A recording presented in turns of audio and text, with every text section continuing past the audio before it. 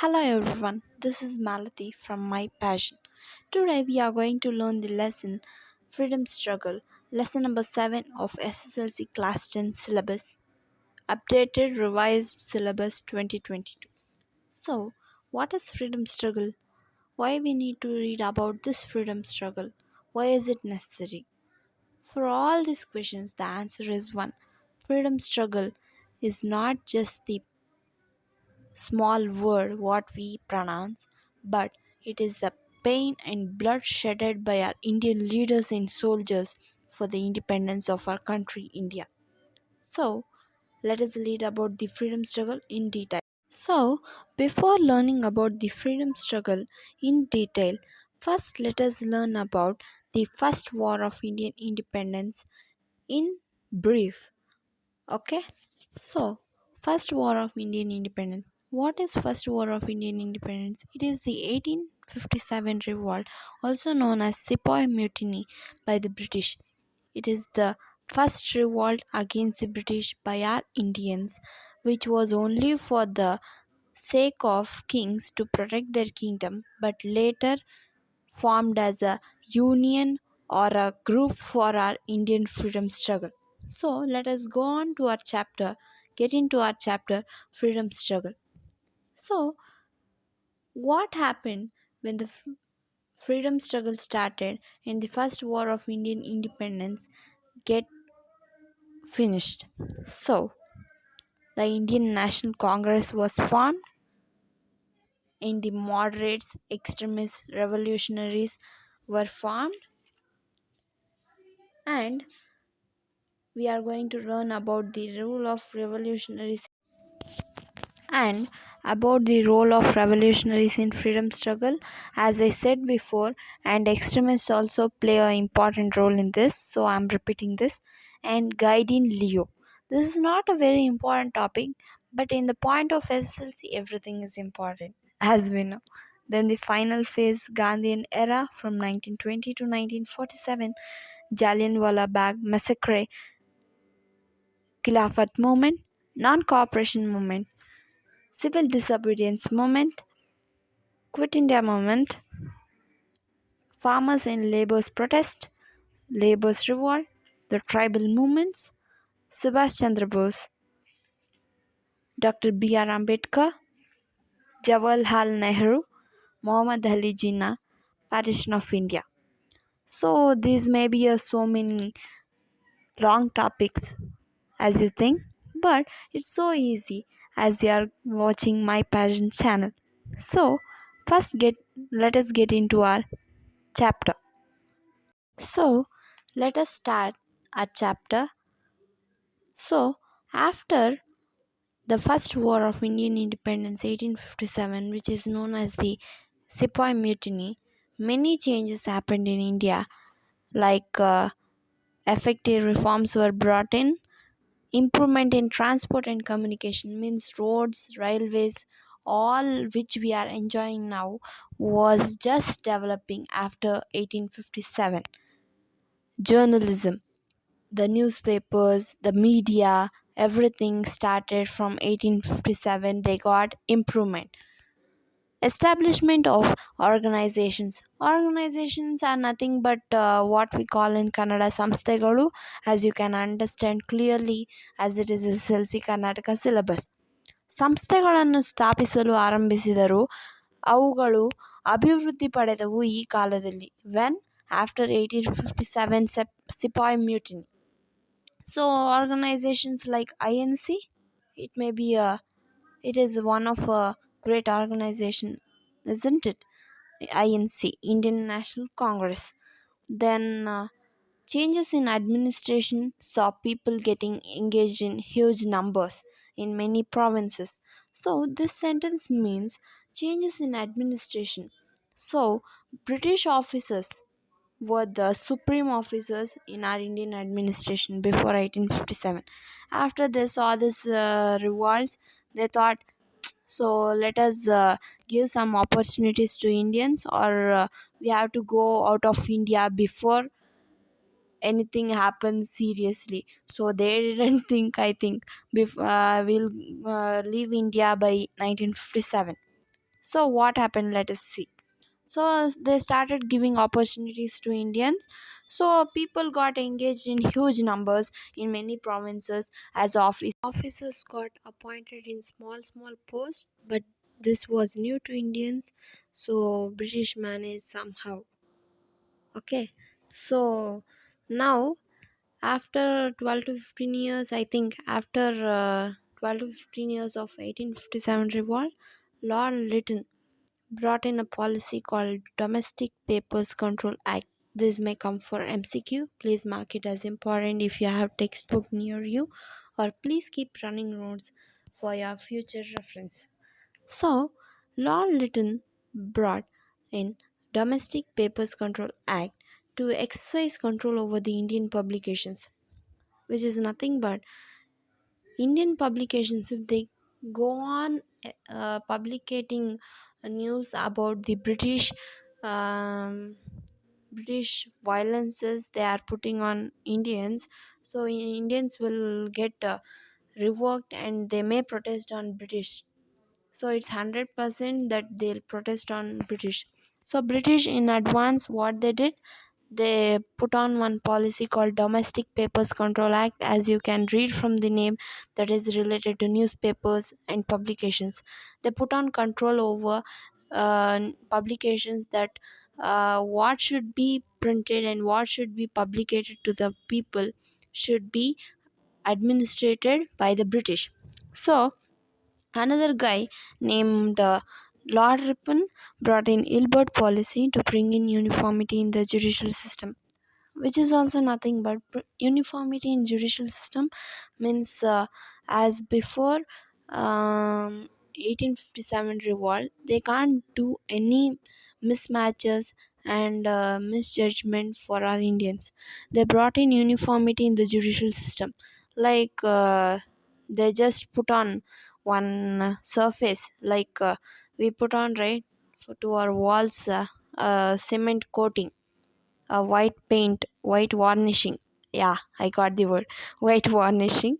They also put one white varnishing for our 1857 revolt protesters, that will bring on uniformity in judicial system, will improve journalism, we have improved transport and communication. So to an extent we can stop the revolt, but that doesn't happen as we are independent now from 1947.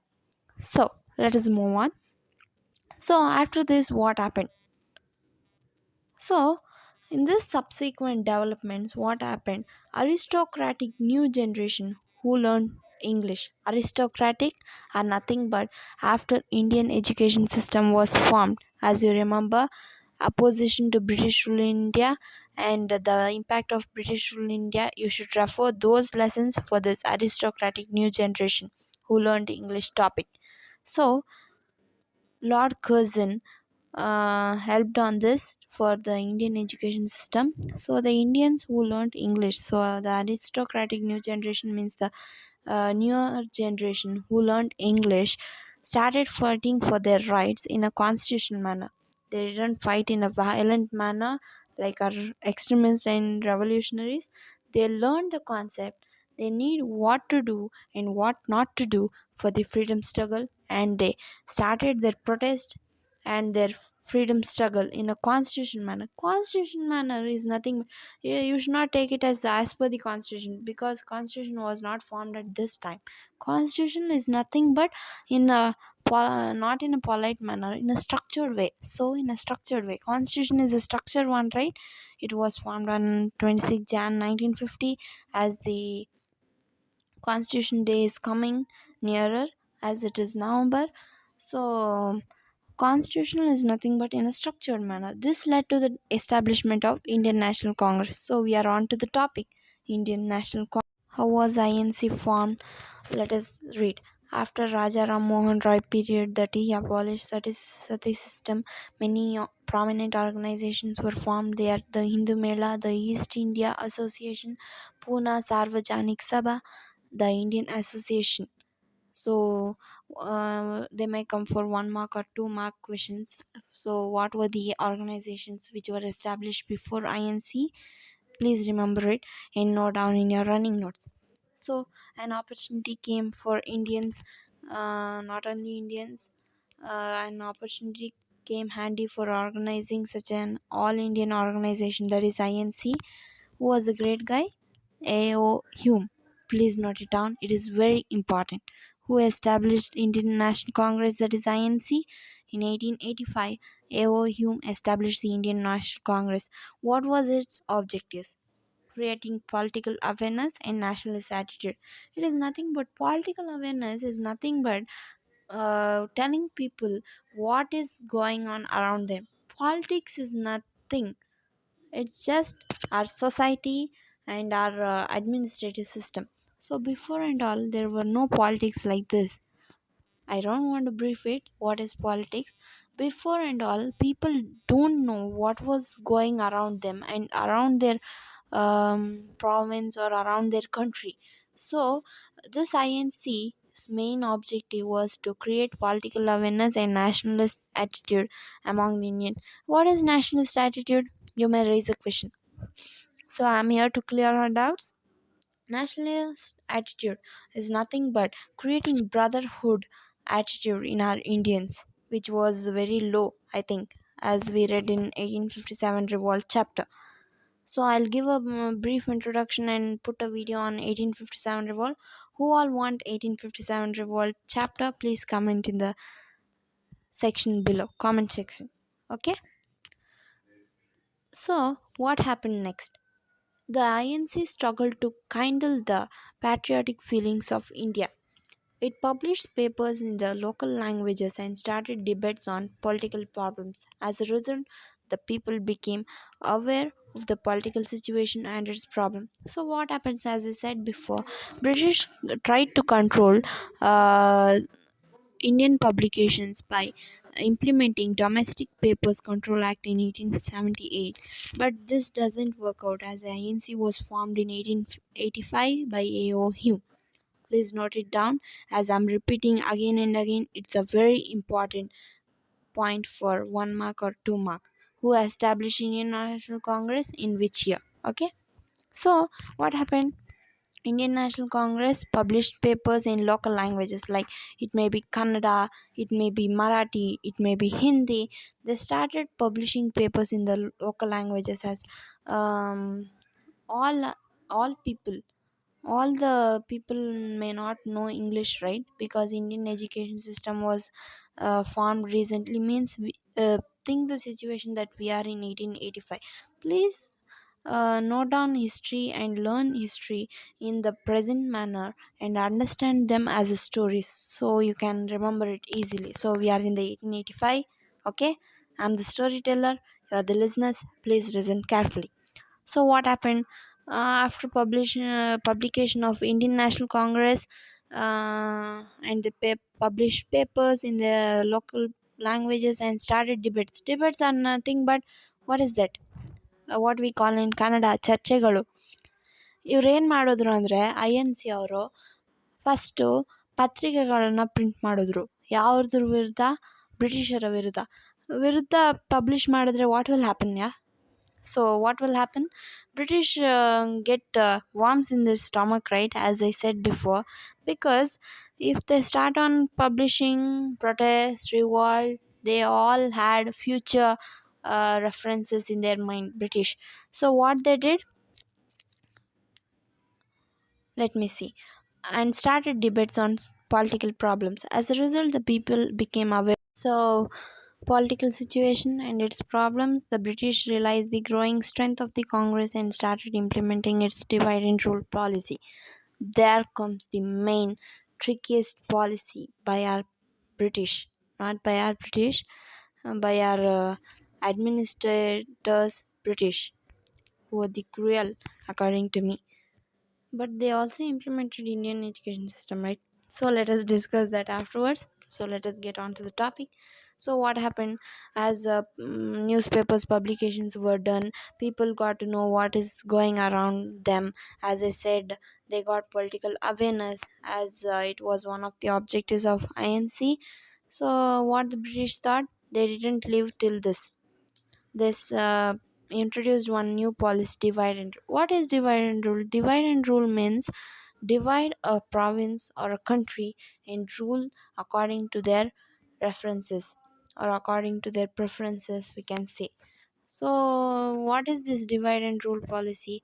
It is not by the name. Please go on to the depth that this was a policy, cruel policy, cunning policy by the British to separate Hindus and Muslims, as it is a result of today's India Pakistan wars.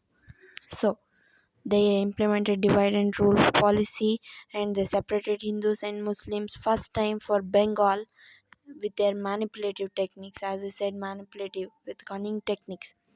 So, in spite of this, the Indian National Congress was able to formulate positive plans of action related to national issues. Though even Indians got awareness, the British implemented divide and rule policy. And then what happened?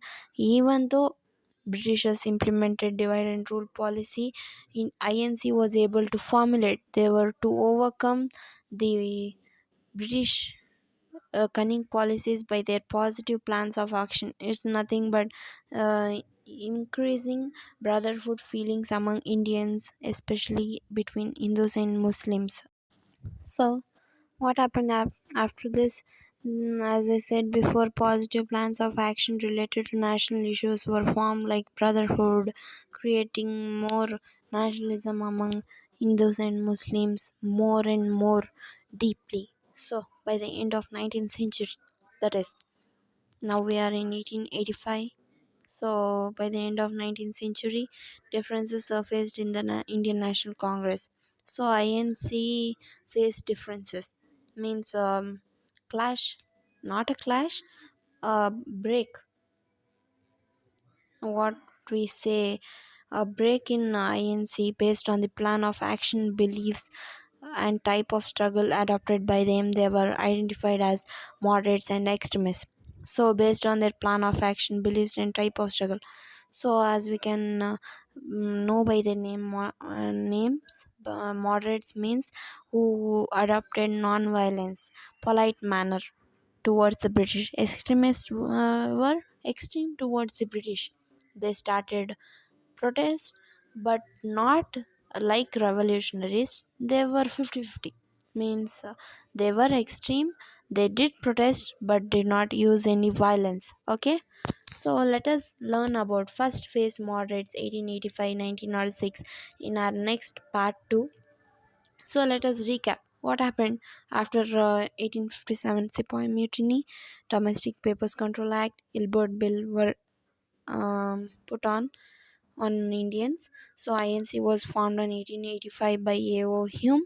Divide and rule policy was brought on by British. Hindus and Muslims got separated. So in the 19th century, moderates and extremists were formed by the end of 19th century. So let me finish my session part 1 SSLC class 10 lesson number 7 with this and meet you in another video. Please like, share and subscribe to our channel for more videos. Thank you.